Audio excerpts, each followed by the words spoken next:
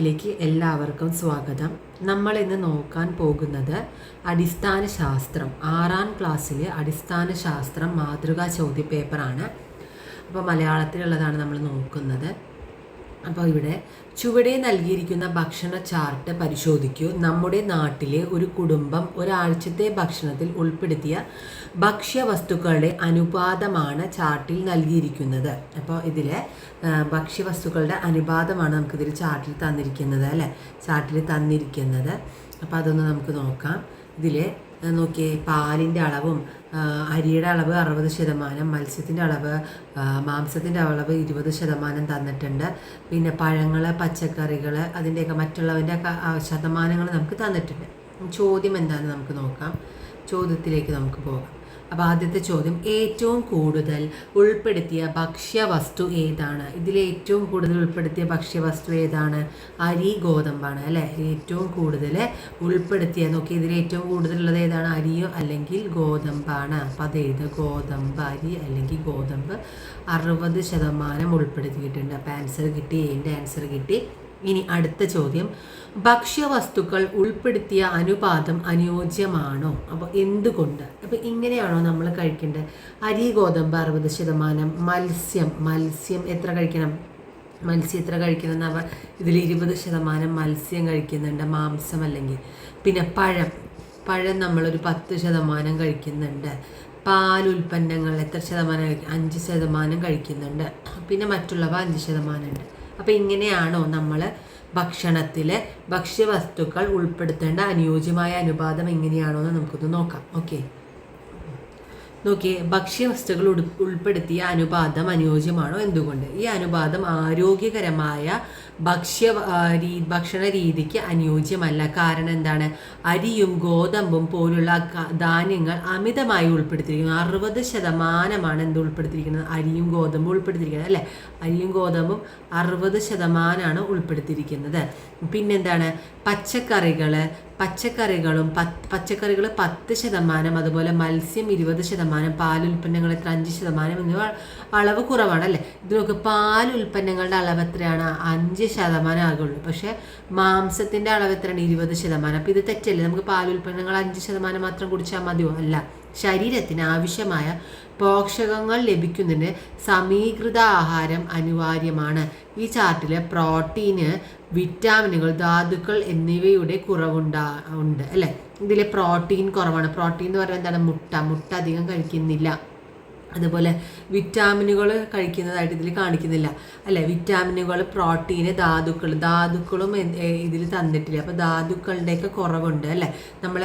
നമ്മൾ പഠിച്ചിട്ടുണ്ട് ധാതുക്കളെല്ലാം കഴിക്കും. ധാതുക്കൾ കുറവ് ഒരു 5% കഴിച്ചാൽ മതി. പ്രോട്ടീനും വിറ്റാമിനുകളും ധാതുക്കളും സമീകൃത ആഹാരമാണ് നമ്മൾ കഴിക്കുന്നത്. അപ്പോൾ ഇതിൻ്റെയൊക്കെ കുറവുണ്ടെന്ന് പറയുന്നു അല്ലേ. എന്താണ്? അരിയും ഗോതമ്പ് 60%, അത്രയും കൂടുതൽ കഴിക്കേണ്ട ആവശ്യമില്ല. അതിൻ്റെ ക്വാണ്ടിറ്റി കുറച്ചിട്ട് നമുക്ക് പാലുൽപ്പന്നങ്ങൾ, മത്സ്യം, പച്ചക്കറി ഇതെല്ലാം ഉൾപ്പെടുത്തിയ സമീകൃത ആഹാരമാണ് നമുക്ക് കഴിക്കേണ്ടത്. അപ്പോൾ അങ്ങനെ വേണം നമ്മൾ ഉത്തരത്തിലേക്ക് എത്താൻ. ഇനി നമുക്ക് അടുത്ത ചോദ്യത്തിലേക്ക് കടക്കാം. അടുത്ത ചോദ്യം, കുടുംബത്തിൻ്റെ ഭക്ഷണശീലത്തിൽ വരുത്തേണ്ട മാറ്റങ്ങൾ. വരുത്തേണ്ട മാറ്റങ്ങൾ എന്തെല്ലാമാണെന്നാണ് ചോദിച്ചിരിക്കുന്നത്. ഇതിലെന്ത് മാറ്റമാണ് വരുത്തേണ്ടത്? അരിയും ഗോതമ്പിൻ്റെ അളവ് കുറയ്ക്കണം. പിന്നെ അതുപോലെ പ്രോട്ടീൻ ഉള്ളതൊക്കെ കഴിക്കണം. നോക്കിയേ, അരിയുടെയും ഗോതമ്പിൻ്റെ അളവ് കുറച്ച് പച്ചക്കറികളുടെയും പഴവർഗ്ഗങ്ങളുടെയും അളവ് വർദ്ധിപ്പിക്കുക അല്ലേ. അപ്പോൾ ഇങ്ങനെയാണ് എഴുതേണ്ടത്. അരിയുടെയും ഗോതമ്പിൻ്റെയും അളവ് കുറച്ച് പച്ചക്കറികളുടെയും പഴവർഗ്ഗങ്ങളുടെയും അളവ് വർദ്ധിപ്പിക്കുക. പിന്നെ എന്ത് ചെയ്യണം? പ്രോട്ടീൻ ലഭിക്കുന്നതിനായി മത്സ്യം, മാംസം, പയറുവർഗ്ഗങ്ങൾ, പാലുൽപ്പന്നങ്ങൾ എന്നിവയുടെ ഉപയോഗം എന്തു ചെയ്യണം? കൂട്ടുക. പിന്നെ പലതരം ഭക്ഷ്യവസ്തുക്കൾ ഉൾപ്പെടുത്തി സമീകൃത ആഹാരം ഉറപ്പാക്കുക. പലതരത്തിലുള്ള ഭക്ഷ്യവസ്തുക്കൾ, സമീകൃത ആഹാരമാണ് കഴിക്കുന്നത് അല്ലേ. കൊഴുപ്പ് കുറഞ്ഞതും നാരുകൾ അടങ്ങിയ ഭക്ഷണങ്ങളും തിരഞ്ഞെടുക്കുക. കൊഴുപ്പ് കുറഞ്ഞ നാരുകൾ അടങ്ങിയ ഭക്ഷണങ്ങൾ ഉൾപ്പെടുത്തണം. ഭക്ഷണങ്ങൾ ഉൾപ്പെടുത്തുക. ഇങ്ങനെയാണ് നമ്മൾ സിയുടെ എഴുതേണ്ടത്. 2 മാർക്കിൻ്റെ ചോദ്യമായിരിക്കും. ഭക്ഷണശീലത്തിൽ വരുത്തേണ്ട പ്രധാന മാറ്റങ്ങൾ: സമീകൃത ആഹാരം കഴിക്കണം. പിന്നെ അരിയുടെ ഗോതമ്പിൻ്റെ അളവ് കുറച്ച് അതിൽ പച്ചക്കറിയും പഴവർഗ്ഗങ്ങളുടെ അളവൊക്കെ വർദ്ധിപ്പിച്ച് പ്രോട്ടീൻ ലഭിക്കുന്ന കഴിക്കുന്നതിന് മത്സ്യം, മാംസം, പയറ് വർഗ്ഗങ്ങളൊക്കെ കൂട്ടി പാലുൽപ്പന്നങ്ങളൊക്കെ കഴിച്ച് പലതരം ഭക്ഷ്യവസ്തുക്കൾ ഉൾപ്പെടുത്തിയ സമീകൃത ആഹാരം ഉറപ്പുവരുത്തണം. പിന്നെ കൊഴുപ്പടങ്ങിയ ജങ്ക് ഫുഡ്സ് ഒന്നും കഴിക്കരുത്. നാരുകളടങ്ങിയ ഭക്ഷണങ്ങൾ തിരഞ്ഞെടുക്കുക. അപ്പോൾ ഇതാണ് നമുക്കതിൻ്റെ ഉത്തരം. ഇനി അടുത്ത ചോദ്യത്തിലേക്ക് കടക്കാം. അടുത്ത ചോദ്യം, ഇതിൽ നമുക്ക് 1A അല്ലെങ്കിൽ എൻ്റെ കഴിഞ്ഞു, ഇനി 1A അല്ലെങ്കിൽ 1B എഴുതണം. അപ്പോൾ ഇതിൽ അത് എഴുതിയില്ലെങ്കിൽ ഇത് എഴുതണം. അപ്പോൾ അതൊന്ന് വായിക്കാം. 3 കുട്ടികൾ അനുഭവിക്കുന്ന ചില പ്രയാസങ്ങളും അവർ കഴിക്കുന്ന ഭക്ഷണവും നൽകിയിരിക്കുന്നത് നോക്കൂ. അനു മലബന്ധമുണ്ട്, വയറുവേദനയുണ്ട്. അനുവിന് മലബന്ധമുണ്ട്, അതുപോലെ വയറുവേദനയുണ്ട് കേട്ടോ. പിന്നെന്താണ്, അത് മത്സ്യം, എന്തൊക്കെയാണ് കഴിക്കുക? ചോറ്, മത്സ്യം, മാംസം, മുട്ട, പാല് എന്നിവ കഴിക്കാറുണ്ട്. ഇത് മാത്രമാണ് അനു കഴിക്കാറുള്ളത്. പിന്നെ ബിനു പൊണ്ണത്തടി, വയറുവേദന, വറുത്തതും പൊരിച്ചതുമായ ഭക്ഷണങ്ങൾ ധാരാളം കഴിക്കും. മാംസം, മുട്ട, പാല് എന്നിവ കഴിക്കാറുണ്ട്. ഇനി ദീപ അപ്പം ബിനു എന്താ പൊണ്ണത്തടി ഉണ്ട്, നല്ല പൊണ്ണത്തടിയാണ്, വയറുവേദനയുണ്ട്. അപ്പോൾ ധാരാളം മാംസം, മുട്ടയും പാലൊക്കെ കഴിക്കും, വറുത്തതും പൊരിച്ചതൊക്കെ കഴിക്കും. പിന്നെ ദീപ മലബന്ധം, അണുബാധ. മലബന്ധമുണ്ട്, അണുബാധയുണ്ട് കേട്ടോ. അത് വെള്ളം തീരെ കുടിക്കാറില്ല, പഴങ്ങളും പച്ചക്കറികളും കഴിക്കാറില്ല. ഈ 3 കുട്ടികളുടെയും ആഹാരത്തിൽ ഒഴിവാക്കപ്പെട്ട ആഹാര ഘടകം ഏതാണ്? നിങ്ങൾക്കിതിൽ എന്താണ് മനസ്സിലാക്കുന്നത്? ഇതിൽ ഏത് ആഹാരമാണ് ഈ 3 കുട്ടികളെ ഒഴിവാക്കിയിരിക്കുന്നത്? അപ്പോൾ ഈ 3 കുട്ടികൾ എന്താണ് ഇതിൽ നോക്കിയാൽ? അനു പഴവും പച്ചക്കറി, നാരുകൾ അടങ്ങിയ ഭക്ഷണം കഴിക്കുന്നുണ്ടോ? നാരുകൾ കഴിക്കുന്നുണ്ടോ അനു? ഇല്ല അല്ലേ, ഇല്ല. പിന്നെ അതേപോലെ ബിനു വറുത്തതും പൊരിച്ചും ധാരാളം കഴിക്കും, മാംസം, മുട്ട, പാല്. അപ്പോൾ ഇതിലെന്താ, പഴം, പച്ചക്കറികൾ, പിന്നെ എന്താണ്, നാരുകൾ കഴിക്കുന്നില്ല. അതുപോലെ പച്ചക്കറിയും കഴിക്കാറില്ല അല്ലേ, വെള്ളം തീരെ കുടിക്കാറില്ല, പഴങ്ങളും പച്ചക്കറികളും കഴിക്കാറില്ല. അപ്പോൾ ദീപയും എന്താ വെച്ചാൽ 3 കുട്ടികൾ എന്താണ് കഴിക്കാറ്? നാരുകൾ അടങ്ങിയ ഭക്ഷണം കഴിക്കാറില്ല, നാരുകൾ.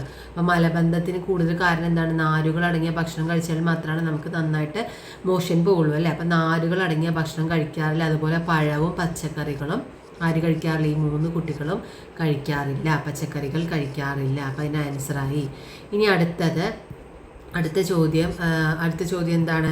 അടുത്ത ചോദ്യം എ കഴിഞ്ഞു, ബി ആണ്. ബി എന്താണ്? ബിനുവിൻ്റെ ഭക്ഷണശീലം മെച്ചപ്പെടുത്തുന്നതിന് നിങ്ങൾ എന്ത് നിർദ്ദേശം നൽകും? എന്തുകൊണ്ട് ഈ നിർദ്ദേശം നൽകിയത് എന്ന് വിശദമാക്കുക. ബിനുവിൻ്റെ ഭക്ഷണശീലം എന്താണെന്ന് നോക്കിയാൽ, ബിനു പൊണ്ണത്തടിയും വറുത്തതും പൊരിച്ചതുമായ കുറേ ഭക്ഷണങ്ങൾ കഴിക്കണ്ടേ. അപ്പോൾ വറുത്തതും പൊരിച്ചതും എന്നാണ് പറഞ്ഞാൽ എന്താണ്? കൊഴുപ്പ് അല്ലെ, കൊഴുപ്പടങ്ങിയ ഭക്ഷണമാണ് കൂടുതൽ കഴിക്കുന്നത്, കൊഴുപ്പടങ്ങിയ ഭക്ഷണം. അപ്പം കൊഴുപ്പടങ്ങിയ ഭക്ഷണം നമുക്ക് അധികം കഴിക്കേണ്ട ആവശ്യമുണ്ടോ? ഇല്ല അല്ലേ, കൊഴുപ്പടങ്ങിയ ഭക്ഷണം അധികം കഴിക്കണ്ട. നോക്കിയേ, ബിനുവിൻ്റെ ഭക്ഷണശീലം മെച്ചപ്പെടുത്തുന്നതിനായി വറുത്തതും പൊരിച്ചതുമായ ഭക്ഷണങ്ങൾ ഒഴിവാക്കി പകരം ആവിയിൽ പുഴുങ്ങിയതോ ചുട്ടെടുത്തതോ ആയ ഭക്ഷണങ്ങൾ ഉൾപ്പെടുത്താനും പഴങ്ങളും പച്ചക്കറികളും ധാരാളമായി കഴിക്കാനും ധാരാളം വെള്ളം കുടിക്കാനും ചിട്ടയായ വ്യായാമം ശീലമാക്കാനും നിർദ്ദേശിക്കുന്നു. എന്താ കാരണം? പൊണ്ണത്തടിയാണുള്ളത് അല്ലേ. ഇപ്പോൾ വറുത്തത് പൊരിച്ചതെന്ന് പറയുമ്പോൾ അത് ഒഴിവാക്കിയിട്ട് അതിൽ ആവിയിൽ പുഴുങ്ങിയത് അല്ലെങ്കിൽ ചുട്ടതായ നല്ല ഭക്ഷണങ്ങൾ കഴിക്കുക. അതുപോലെ പഴം, പച്ചക്കറികളൊക്കെ ധാരാളം കഴിക്കണം അല്ലേ. കാരണം എന്താണ്? വറുത്തതും പൊരിച്ചതുമായ ഭക്ഷണങ്ങൾ അമിതമായി കൊഴുപ്പിനും കലോറിക്കും കാരണമാകുന്നു. ഇത് പൊണ്ണത്തടിയും മറ്റ് ആരോഗ്യ പ്രശ്നങ്ങളും ഉണ്ടാക്കുന്നു. പഴങ്ങളും പച്ചക്കറികളും നാരുകളും വിറ്റാമിനുകളും നൽകി ദഹനത്തെയും ശരീരഭാരം നിയന്ത്രിക്കുന്നതിനെയും സഹായിക്കുന്നു. വെള്ളം ശരീരത്തിലെ ജലാംശം നിലനിർത്താനും ദഹന പ്രവർത്തനങ്ങൾ സുഗമമാക്കാനും ആവശ്യമാണ്. വ്യായാമം ശരീരഭാരം നിയന്ത്രിക്കാനും മൊത്തത്തിലുള്ള ആരോഗ്യം മെച്ചപ്പെടുത്താനും സഹായിക്കുന്നു. അപ്പോൾ എന്തൊക്കെ ചെയ്യണം? പൊണ്ണത്തടി മാറ്റാൻ കൊഴുപ്പടങ്ങിയ ഭക്ഷണം കഴിക്കരുത്, പഴങ്ങളും പച്ചക്കറികളും നാരുകളും അടങ്ങിയ വിറ്റാമിനുകൾ അടങ്ങിയ ഭക്ഷണം കഴിക്കണം, വെള്ളം ശരീരത്തിലെ ജലാംശം നിലനിർത്തണം, വ്യായാമം ചെയ്യണം. ഇതൊക്കെയാണ് നമ്മൾ ബിനുവിൻ്റെ ഭക്ഷണശീലത്തിൽ മെച്ചപ്പെടുത്തേണ്ട കാര്യങ്ങൾ. അപ്പോൾ ഇങ്ങനെ വേണം എഴുതാൻ. അപ്പോൾ 2 മാർക്കിൻ്റെ ചോദ്യമാണ്, അത് ഓർത്തിട്ട് വേണം നമ്മൾ ഇത് പോയിൻ്റായിട്ട് എഴുതിയാലും മാർക്ക് കിട്ടും കേട്ടോ. ഇനി അടുത്തത്, ദീപയുടെ ഭക്ഷണശീലത്തിൽ എന്ത് മാറ്റമാണ് വരുത്തേണ്ടത് എന്ന് പറയാം. ദീപയുടെ ഭക്ഷണത്തിന് മലബന്ധം അല്ലെ, വെള്ളം തീരെ കുടിക്കാറില്ല, പഴങ്ങളും പച്ചക്കറികളും കഴിക്കാറില്ല. അപ്പം ദീപയുടെ എന്താണ് വ്യത്യാസം വരുത്തേണ്ടത്? അവിടെ ഇത് തന്നെ, വെള്ളം കുടിക്കണം അല്ലേ. എത്ര ഗ്ലാസ് വെള്ളം കുടിക്കണം? അത് അത്രത്തോളം നമ്മൾ ഒരാൾ എത്ര ലിറ്റർ വെള്ളം കുടിക്കണം? 3.5 ലിറ്ററെങ്കിലും വെള്ളം കുടിച്ചിരിക്കണം അല്ലേ. അപ്പോൾ അതും കുടിക്കണം. അതുപോലെ പഴങ്ങളും പച്ചക്കറികളും കഴിക്കണം. പിന്നെ നാരുകൾ അടങ്ങിയ ഭക്ഷണങ്ങൾ കഴിക്കണം. അപ്പം എന്താണ് മാറ്റങ്ങൾ വരുത്തേണ്ടത്? ധാരാളം വെള്ളം കുടിക്കുക, മലബന്ധം ഒഴിവാക്കാൻ ഇത് ഏറ്റവും പ്രധാനമാണ് അല്ലേ? ധാരാളം വെള്ളം കുടിക്കുക, മലബന്ധം ഒഴിവാക്കാൻ ഇത് ഏറ്റവും പ്രധാനമാണ്.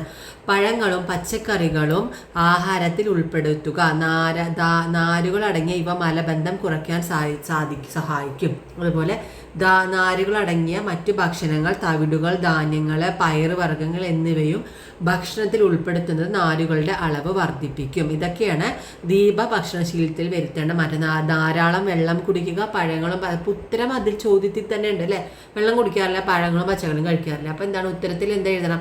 ധാരാളം വെള്ളം കുടിക്കുക, അതുപോലെ തന്നെ പഴങ്ങളും പച്ചക്കറികളും ആഹാരത്തിൽ ഉൾപ്പെടുത്തുക, നാരുകൾ അടങ്ങിയ മറ്റു ഭക്ഷണങ്ങൾ കഴിക്കുക. അപ്പോൾ നമ്മൾ 2 ചോദ്യത്തിൻ്റെ ഉത്തരം നമ്മൾ കണ്ടുപിടിച്ചിട്ടുണ്ട് അല്ലേ? അപ്പോൾ ഒന്നാമത്തിൻ്റെ 1A അല്ലെങ്കിൽ B എഴുതാം. അപ്പോൾ 5 മാർക്കിൻ്റെ ചോദ്യമാണ്, ആരും വിട്ടുകളയരുത്. ഇനി നമുക്ക് അടുത്തത്, താഴെ കൊടുത്തിരിക്കുന്ന പട്ടിക നിരീക്ഷിച്ച് വിവരങ്ങൾ ശരിയാണോ എന്ന് പരിശോധിക്കൂ.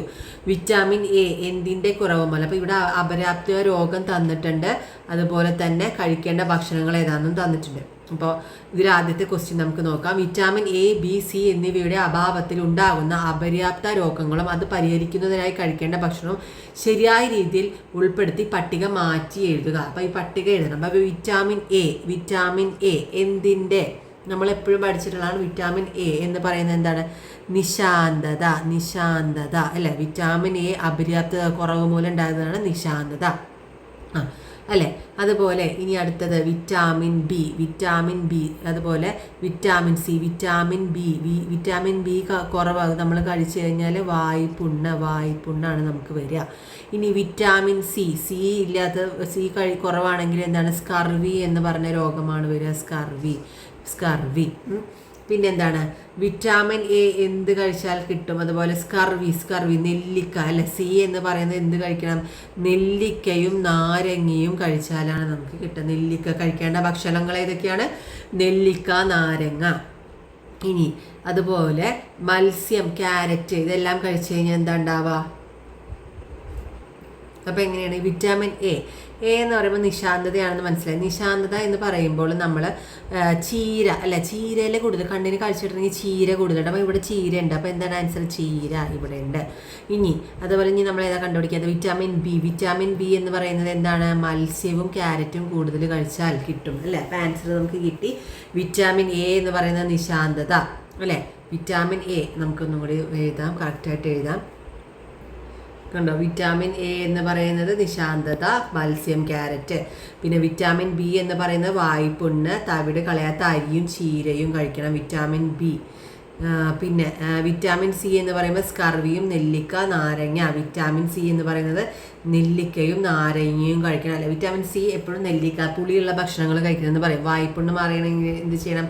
തവിട് കളയാത്ത അരി കഴിക്കണം. വിറ്റാമിൻ എ എന്ന് പറയുമ്പോൾ നമ്മൾ നന്നായിട്ട് മത്സ്യവും അതുപോലെ ക്യാരറ്റും കഴിക്കണം. വിറ്റാമിൻ എ നിശാന്തത മാറ്റാൻ. സോറി, അപ്പം ഞാനൊന്ന് തെറ്റി പറഞ്ഞത്. വിറ്റാമിൻ ബി ചീര. അപ്പോൾ തവിട് കളയാത്ത അരിയും അതുപോലെ ചീരയും കഴിക്കുമ്പോഴാണ് നമുക്ക് വിറ്റാമിൻ ബിയുടെ കുറവ്, അപര്യാപ്ത രോഗമായ വായ്പുണ്ണ് ഇല്ലാണ്ടാക്കുള്ളൂ. വിറ്റാമിൻ എ എന്ന് പറയുമ്പോൾ കണ്ണിന് കാഴ്ചയിട്ടാൽ നമ്മൾ ക്യാരറ്റും അതുപോലെ മത്സ്യവും, നിശാന്തത രോഗം മാറും. അപ്പോൾ ഇതാണ് നമ്മുടെ എ ഓപ്ഷൻ്റെ ആൻസർ, രണ്ടാമത്തേലെ എ ഓപ്ഷൻ്റെ ആൻസർ. ഇനി അടുത്തത്, ഇത് ഇവിടെ ഒരു തെറ്റുണ്ട് കേട്ടോ. ഒന്നും കൂടി തരാം. നിശാന്തത എന്ന് പറയുന്നത് മത്സ്യവും ക്യാരറ്റുമാണ്. പിന്നെ സ്കർവി എന്ന് പറയുന്നത് നെല്ലിക്കയാണ്, നെല്ലിക്കയും നാരങ്ങയുമാണ്. പിന്നെ ഇത് വായ്പുണ്ണ്. ഓക്കെ, ഇനി അടുത്ത ചോദ്യം, സ്കർവി എന്ന അപര്യാപ്തത രോഗത്തിൻ്റെ ഒരു ലക്ഷണം എഴുതുക. സ്കർവി എന്ന അപര്യാപ്ത രോഗത്തിൻ്റെ ലക്ഷണം എന്താണ്? അപ്പോൾ സ്കർവി എന്ന അപര്യാപ്ത രോഗത്തിൻ്റെ ഒരു ലക്ഷണം എന്ന് പറയുന്നത് മോണയിൽ നിന്ന് രക്തസ്രാവം, രക്തസ്രാവം ഉണ്ടാകുന്നത് സ്കർവിയുടെ ഒരു പ്രധാന ലക്ഷണമാണ്. മോണയിൽ നിന്ന് രക്തസ്രാവം ഉണ്ടാകുന്നത് സ്കർവിയുടെ എന്താണ്? ഒരു പ്രധാന ലക്ഷണമാണ്. താഴെ കൊടുത്തിരിക്കുന്ന പ്രസ്താവനകളിൽ ശരിയായത് ഏത്? രാത്രിയിൽ കാഴ്ചയില്ലാത്ത അവസ്ഥയാണ്. അപ്പോൾ നമ്മൾ താഴെ കൊടുത്തിരിക്കുന്ന പ്രസ്താവനയിൽ ശരിയായത് ഏത് എഴുതാനാണ് ചോദിച്ചിരിക്കുന്നത്. അപ്പോൾ ഇതിൽ രാത്രി കാഴ്ചയില്ലാത്ത അവസ്ഥയാണ് എന്താ നിശാന്തത എന്ന് പറയുന്നത് എന്താണ്? രാത്രിയിൽ കാഴ്ചയില്ലാത്ത അവസ്ഥയാണ്. അത് ശരിയാണ് കേട്ടോ. അതൊരു നല്ല വെളിച്ചത്തിൽ നിശാന്തതയുള്ള വ്യക്തിക്ക് കാണാൻ കഴിയും. നല്ല വെളിച്ചത്തിൽ രാവിലെ നിശാന്തതകൾക്ക് കാണാൻ കഴിയും, പക്ഷേ രാത്രി കാര്യങ്ങൾ കാണാൻ സാധിക്കില്ല. പകൽ കാഴ്ചയില്ലാത്ത അവസ്ഥയാണ് നിശാന്തത. അത് തെറ്റല്ലേ? പകൽ കാഴ്ചയുണ്ട്, നല്ല വെളിച്ചത്തിൽ നിശാന്തതയുള്ള വ്യക്തിക്ക് കാണാൻ കഴിയില്ല. അപ്പോൾ ഇതിൽ ഉത്തരം ശരിയാണ് അല്ലേ? ശരിയാണ്. ഇനി നമുക്ക് അടുത്ത ചോദ്യം, ഒരു ബാർ കാന്തത്തിൽ ഇരുമ്പ് പൊടി വിതറിയാൽ എന്ത് സംഭവിക്കും? ബാർ കാന്തത്തിൽ ഇരുമ്പ് പൊടി. അപ്പോൾ ഇത് കുറച്ച് ലെങ്തി ആയതുകൊണ്ട് നമുക്ക് അടുത്തത് പാർട്ട് 2 ആയിട്ട് ഇടാം. Okay, thank you.